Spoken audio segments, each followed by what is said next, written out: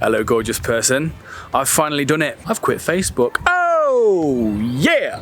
I've also quit Instagram. Oh, shit. Not another one. In this video, I'm going to give you 5 reasons why I have quit Facebook. But I'm going to go back inside because it's windy out here. It's going to affect the audio.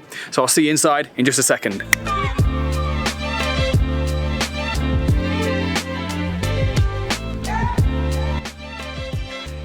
First of all, I want you to think of the movie Trainspotting with Ewan McGregor.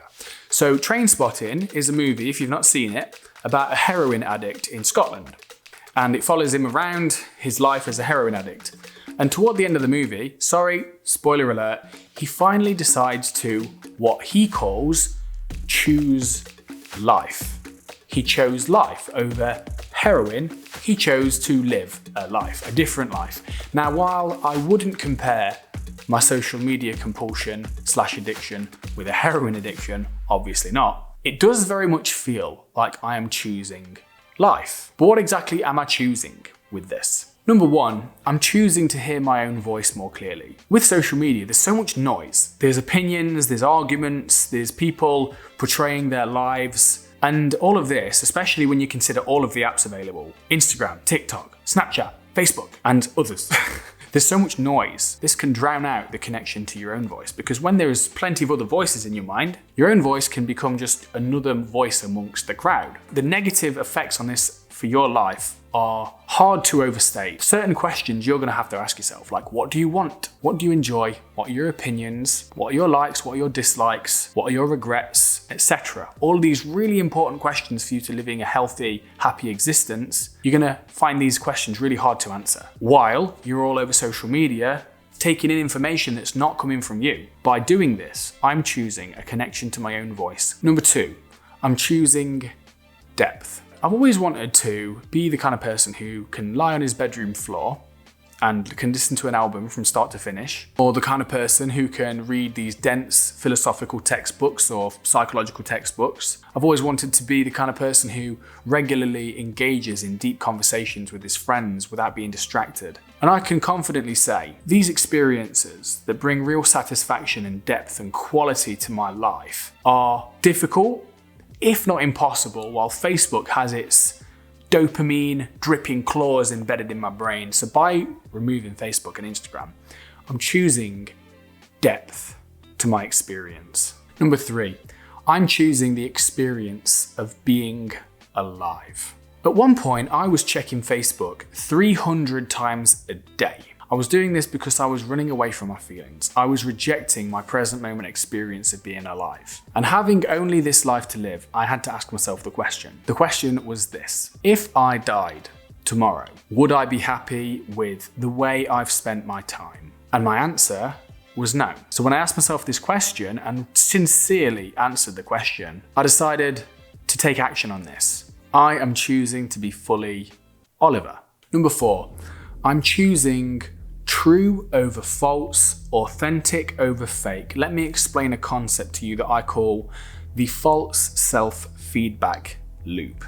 Let's say that you post something on Facebook where you're in a particular item of clothing, a particular pose, with a particular caption, and you get 50 likes, reactions. Then you post something the following day where you're in a slightly different type of clothing, in a different pose with a different caption, and you get 3 likes. Ouch. This is quite painful. Why is this painful? This is painful because you're experiencing the emotional result of our brain perceiving social failure. You see, social failure to our ancestors was a way of signaling to the person, to the individual experiencing it, that their behavior was not being appreciated by the tribe and their behavior had to change.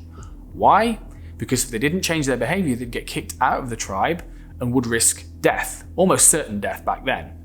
So this is an evolutionary leftover. Now, when this happens on Facebook, you are compelled to change your behavior because the next time that you post something, you're unconsciously going to be seeking social validation and you can't escape this. So you're going to start to change your clothing. You're going to start to change your posing. You're going to start to change your captions, the way that you speak and communicate. Why is this a problem? Why is this different to just regular social feedback and changing your behavior? Because it's the algorithm that is dictating your behavior.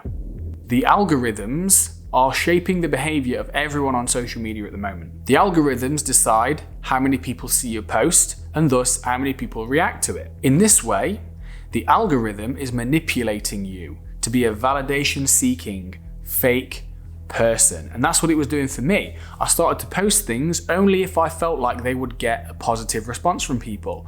And I started to experience life through the lens of, will this get more likes? Will this get validation? By removing this from my life, Facebook and Instagram, I'm choosing my true, authentic self over some algorithmically conditioned, validation-seeking, fake, false imposter. Number 5, I choose a free mind.